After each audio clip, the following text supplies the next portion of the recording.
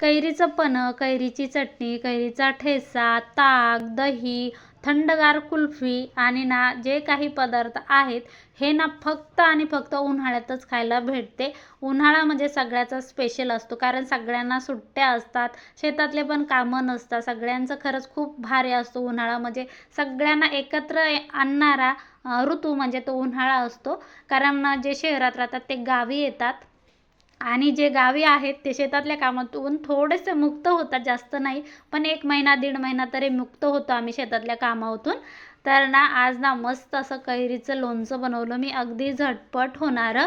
तर मी मागं ठेचा टाकला होता, त्या एका ताईला खूप आवडला. तर त्या ताई म्हणल्या, ताई ना थोडंसं बारीक बारीक कट करून त्याचं ना लोणचं बनवून ती रेसिपी टाका. चला म्हणलं आपल्याला काय हरकत आहे, सांगितलंच ताईनं तर नक्कीच करू. चला ताई, तुम्हाला कसं वाटलं हे लोणचं? थँक्यू कमेंट केल्याबद्दल.